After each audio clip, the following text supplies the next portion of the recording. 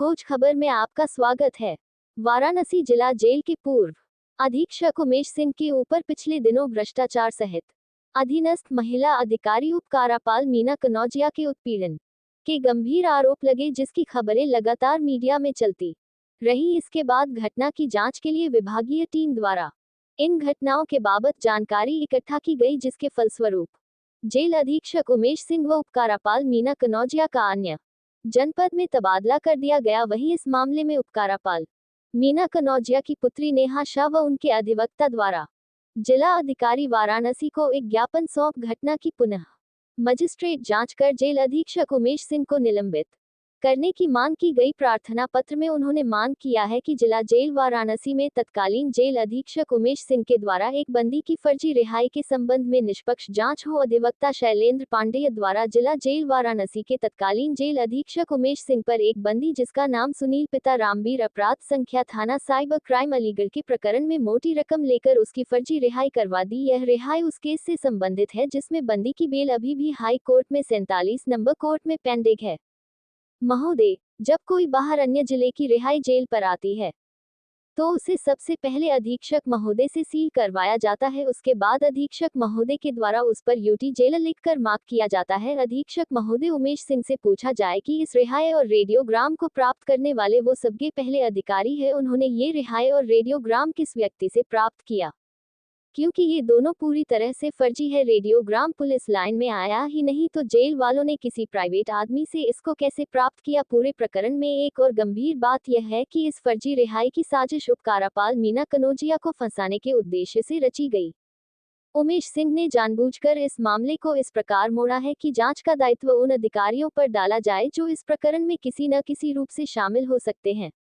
महोदय, ये स्पष्ट है कि जेल प्रशासन इस मामले में निष्पक्ष जांच नहीं करवा सकता, क्योंकि जेल मैनुअल के पैरा 800 और 601 के अनुसार यदि किसी बंदी की रिहाई गलत तरीके से होती है तो उसकी जांच जिला मजिस्ट्रेट महोदय द्वारा कराई जानी चाहिए। वर्तमान में इस मामले की जांच एक जिला जेल के अधीक्षक के द्वारा की जा रही है, जो न्याय संगत नहीं है।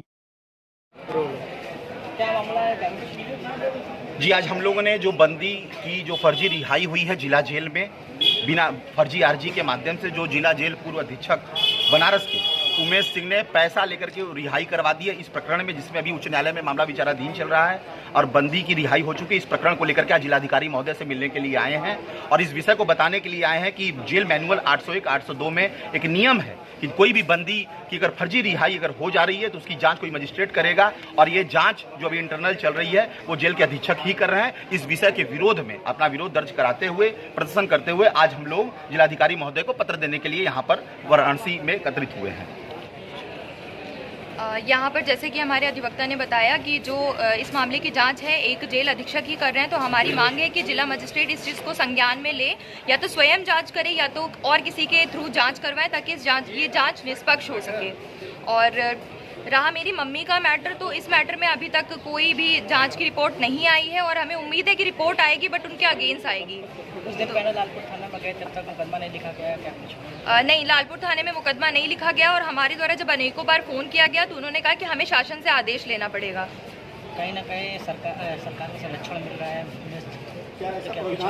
सर, श्योरिटी के साथ नहीं कह सकते कि सरकार का संरक्षण मिल रहा है, लेकिन जिस हिसाब से उनका रसूख देखने को मिल रहा है कि उन्हें अभी तक सस्पेंड नहीं किया गया है, इससे साफ देखने को पता चलता है कि कोई बहुत बड़ा इंसान उन्हें प्रोटेक्ट करने की कोशिश कर रहा है। क्या मांग रहे हैं कि सरकार से? हमारी सरकार से एक ही मांगे कि उन्हें निलंबित करिए। क्यों नहीं करेंगे आप?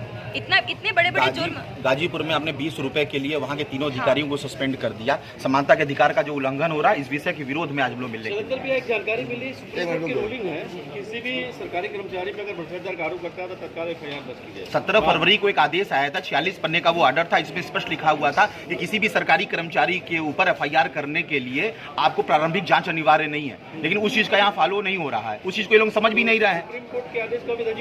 सुप्रीम कोर्ट के आदेश की कॉपी लगा करके हमने पूरी रूलिंग यहाँ पर बकायदे लालपुर थाने में और यहाँ राजेश कुमार सिंह आईपीएस महोदय को दी थी। उसके बावजूद भी उनकी बॉडी लैंग्वेज से स्पष्ट तौर पे ये नजर आया कि वो अभी भी कहीं ना कहीं से शासन का वेट कर रहे हैं कि शासन को निर्देश दे। लेकिन मैं आपको बता दूं कि 175(3) हमारा तैयार हो चुका है। चूंकि आज न्यायालय बंद है दीवानी का, हम उसको जल्द ही दाखिल करेंगे। हमारी तैयारी पूरी हो चुकी है। हम यहाँ पे स्पेशल ST/ST कोर्ट में, हाँ, हमारी तरफ से पूरी तैयारी हो चुकी है। स्पेशल ST/ST कोर्ट में हम मुकदमा दाखिल करेंगे। लेकर फर्जी तरीके से रिहा कर दिया गया है। इस चीज़ की जांच स्वयं एक जो जेल अधीक्षक हैं वो कर रहे हैं। और जैसे कि मुख्यालय हमेशा से जेल मैनुअल का हवाला देता है, तो उसी जेल मैनुअल का हवाला देके आज हम उनसे कहना चाहेंगे कि जेल मैनुअल में लिखा है कि अगर फर्जी रिहाई का मैटर आता है तो एक अधीक्षक दूसरे अधीक्षक की जांच नहीं कर सकता। आप इस जांच को जिलाधिकारी महोदय को सौंपें, उन्हें पता होना चाहिए। क्योंकि जेल मैनुअल का हवाला देके मम्मी को बहुत कुछ बोला गया कि आप मीडिया कर्मी के सामने नहीं आ सकती। मतलब अगर हमारा रेप होता रहे, हम बोलते रहे अपने अधीनस्थ अधिकारियों से कि हमें बचाओ हमें बचाओ, जब कोई ना सुने तब भी हम मीडिया कर्मियों के सामने ना आए, बस उसके सामने जाके सो जाएं, यही मुख्यालय चाहता है। तो अब आपका अगला कदम क्या होगा? पहले तो हम चाहते हैं कि जिलाधिकारी महोदय इस मामले में संज्ञान लें और उमेश सिंह को निलंबन करवाना ही हमारा सबसे बड़ा टारगेट है और हमारा उद्देश्य है। क्योंकि उमेश सिंह ने शायद बहुत ऐसे लोगों की आत्मा भी आज चाहती है कि उमेश सिंह निलंबित हो। अगर नहीं होता है तो हम हाईकोर्ट जाएंगे।